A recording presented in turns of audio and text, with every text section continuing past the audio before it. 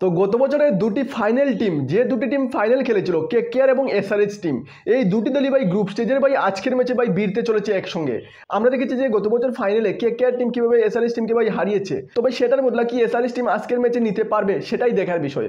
আমরা যদি দেখি যে কেকেআর এবং এসআরএইচ এর মধ্যে ভাই কম্পিটিশন দেখি, হেড টু হেড দেখি, তাহলে কেকেআর টিম অনেক এগিয়ে ভাই। আমরা দেখেছি যে দুটি দল একসঙ্গে ভাই 28টি ম্যাচ খেলেছে এবং যার মধ্যে কেকেআর টিম ভাই 19টি ম্যাচ জিতেছে এবং মাত্র 9টি ম্যাচই ভাই এসআরএইচ টিম জিতেছে। তো সেই ক্ষেত্রে কেকেআর টিমের ভাই পালরা অনেক বেশি। তাছাড়া আজকের ম্যাচটা ভাই ইডেন গার্ডেনে হবে, অর্থাৎ কেকেআর এর হোম গ্রাউন্ডে।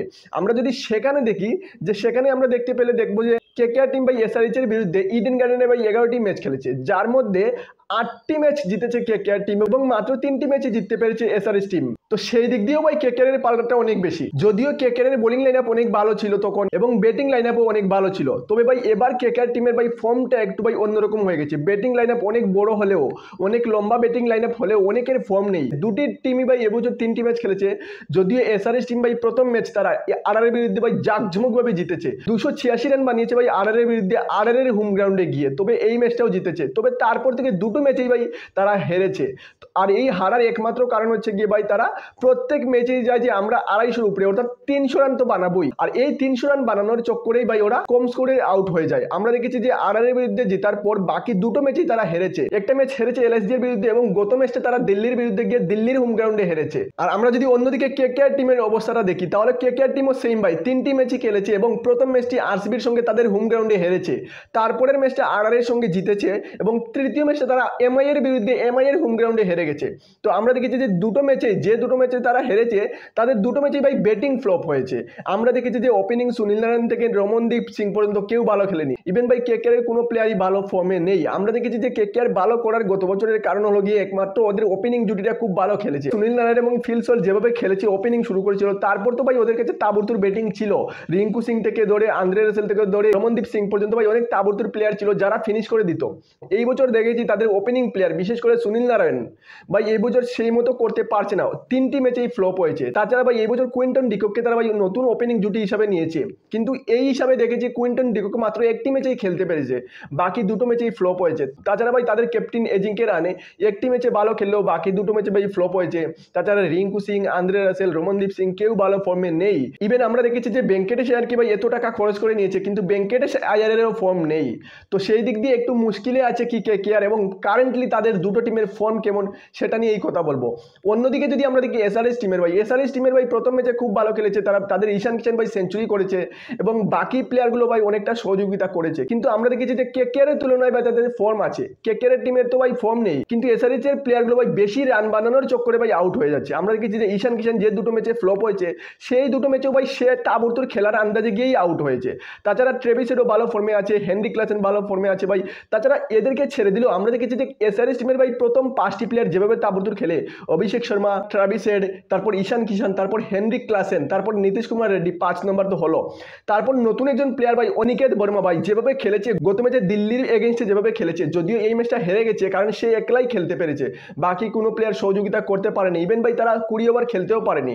তো আমরা দেখেছি এসআরএইচ এর কাছে ভাই অনেক ধামাকেদার ভাই প্লেয়ার আছে। তো এবার যদি আমরা ইডেন গার্ডেনের হিস্ট্রিটা দেখে নিই, তাহলে আমরা দেখেছি 94টি ম্যাচ হয়েছে এই পিচের মধ্যে, এবং যে টিম প্রথমে ব্যাটিং করেছে তাদের মধ্যে 38টি ম্যাচ ভাই প্রথম ব্যাটিং করে টিম জিতেছে, এবং যে টিম ব্যাটিং সেকেন্ড করেছে অর্থাৎ চেস করেছে তাদের মধ্যে 56টি ম্যাচ জিতেছে তারা। অর্থাৎ এর থেকে বোঝা যাচ্ছে যে চেস যারা করছে তাদের ভাই জিতার চান্সটা একটু বেড়ে যাচ্ছে, আর সেটাই এখান থেকেই ধারণা লাগানো যায়। আমরা দেখেছি যে গত বছরে এই পিচের মধ্যে 261 অর্থাৎ 261 রান বনেছে, যেটা ভাই কেকেআর টিম বানিয়েছে ভাই পাঞ্জাব কিংসের বিরুদ্ধে, এবং পাঞ্জাব টিম ভাই 262 রান করে ভাই চেজও করে নিয়েছে। তো সেখান থেকে বোঝা যাচ্ছে যে এই পিচের মধ্যে যতই রান বানিয়ে নাও ভাই, যদি সেকেন্ড টিম যে ব্যাটিং করবে তাদের ব্যাটিং লাইনটা ভালো থাকে, তাহলে ভাই তারা চেজও করতে পারবে। তো সেই দিক দিয়ে দেখেছি ভাই আজকের ম্যাচে কেকেআর এবং এসআরএইচ টিমের মধ্যে দুটো টিমেরই ভাই ব্যাটিং লাইনে অনেক ভালো আছে। যদিও ফর্ম নিয়ে সেটা আলাদা ব্যাপার, কেকেআর এর একটু ফর্ম কম আছে, এসআরএইচ এর একটু ফর্ম বেশি আছে। তো সেই দিক দিয়ে এটা ভাই অবশ্যই বোঝা যাচ্ছে যে টিম সেকেন্ড ব্যাটিং করবে তারা ভাই ম্যাচ জেতার চান্স বেশি থাকবে। তো সেটা তো ভাই নো ডাউট যে টিম প্রথমে ভাই টস জিতবে তারা ভাই বোলিং করবেই, কারণ তারা বুঝতে পারছে কারণ যে এখানে ডিউ আসে, শেষের দিকে ডিউ আসে এবং যতই রান বানানো যাক চেজ হয়ে যাবে। তবে সেটা আলাদা ব্যাপার, যে টিম ভাই প্রথমে ব্যাটিং করবে তারা তো ভাই চাইবেই যে কমসে কম ভাই 250 রান বানাতে হবে, আর সেই চক্করে হয়তো ভাই কম রানেও ভাই আউট হয়ে যেতে পারে। যেমন আমরা দেখেছি যে এসআরএইচ এর টিমের বিরুদ্ধে বারবার হয়ে যাচ্ছে, তারা ভাই প্রত্যেকটি ম্যাচে ভাই 250 তো কমসে কম চায় বানাতে, 250 না 300 রান চায় ওরা বানাতে, এবং শেষে ভাই সেই আক্রমক ব্যাটিং করে ভাই অতটা রানও বানাতে পারে না। তো এবার যদি আমরা কেকেআর টিমের ভাই হিস্ট্রিটা দেখে নেই, ইডেন গার্ডেনে তারা কিভাবে খেলেছে তাদের হোম গ্রাউন্ডে, তাহলে ভাই তারা টোটাল 89টি ম্যাচ খেলেছে এই পিচের মধ্যে এবং 52টি ম্যাচ জিতেছে এবং 37টি ম্যাচ হেরেছে। তার মধ্যে প্রথম ব্যাটিং করে 24টি ম্যাচ জিতেছে এবং চেজ করে ভাই 28টি ম্যাচ জিতেছে। তো সেখানেও আমরা দেখতে পেরেছি যে ভাই তারা প্রথম ব্যাটিং এর তুলনায় সেকেন্ড ব্যাটিং করে বেশি ম্যাচ জিতেছে। তো এখানেও ভাই বোঝা যাচ্ছে যে টিম সেকেন্ড ব্যাটিং করবে তাদের জিতার চান্স বেশি। তো অন্যদিকে যদি আমরা এসআরএইচ এর ভাই রেকর্ডটা দেখে নেই ইডেন গার্ডেনের মধ্যে, তাহলে আমরা দেখতে পাচ্ছি যে টোটাল 10টি ম্যাচ খেলেছে তারা ইডেন গার্ডেনে এবং তার মধ্যে ভাই 3টি ম্যাচই মাত্র জিততে পেরেছে এবং 60টি ম্যাচই হেরেছে। তবে তাদের ক্ষেত্রে ভাই তারা যে 3টি ম্যাচ জিতেছে তাদের মধ্যে প্রথম ব্যাটিং করে ভাই 2টো ম্যাচই জিতে গেছে এবং সেকেন্ড ব্যাটিং করে অর্থাৎ চেজিং করে ভাই মাত্র 1টি ম্যাচই জিততে পেরেছে। তো সেদিক দিয়ে দেখতে গেলে বোঝা যাচ্ছে যে কেকেআরের তুলনায় এসআরএইচ এর ভাই রেকর্ডটা অনেক নিচে ইডেন গার্ডেনের পিচে। তো আজকের ম্যাচে কি হতে চলেছে সেটা দেখতে হবে, কারণ আমরা দেখেছি যে কেকেআর টিম ভাই তাদের হোম গ্রাউন্ডের ফায়দাটা খুব ভালোভাবে নি ভাই। আমরা দেখেছি যে একটা টিম হচ্ছে সিএসকে, যারা ভাই নিজেদের হোম গ্রাউন্ডে খুব ভালোভাবে খেলে, যদিও গত ম্যাচটা হেরে গেছে তারা, তবে আমরা দেখেছি যে এইবার সেই হোম অ্যাডভান্টেজেসটা সবার ক্ষেত্রে সেম মিলছে না। আমরা দেখেছি যে গতকালকের ম্যাচে ভাই আরসিবি এবং জিটিএর মধ্যে ম্যাচ হয়েছে, ভাই আরসিবি টিম প্রথম ব্যাটিং করেছে এবং সেকেন্ড ব্যাটিং করে ভাই চেজ করে নিয়েছে গুজরাট টিম। তো সেই দিক দিয়ে ভাই হোম গ্রাউন্ডের আগের মতো আর ফায়দাটা মিলছে না, যে টিম ভালো খেলবে, যে টিম চেজিং করার ক্ষমতা আছে তারাই জিতবে। তো সেই দিক দিয়ে ভাই টস ফ্যাক্টরটা অনেকটা ইম্পর্টেন্ট হয়ে যাচ্ছে।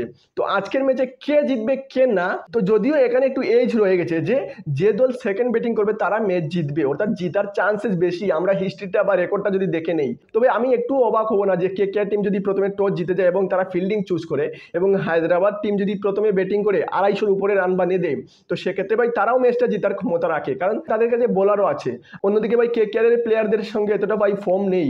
সেক্ষেত্রে তোমাদের কি মনে হচ্ছে আজকের ম্যাচে কে জিতবে, কার জিতার চান্সটা বেশি, তোমরা আমাদের কমেন্ট করে বলে দিও। আর যদি এই ধরনের ভিডিও ভালো লাগে, দেখতে ভালো লাগে, তাহলে লাইক করো, কমেন্ট করো এবং শেয়ার করে দিও চ্যানেলটা। তবে মিলছি আরেকটা ভিডিও নিয়ে, ততক্ষণের জন্য বাই বাই।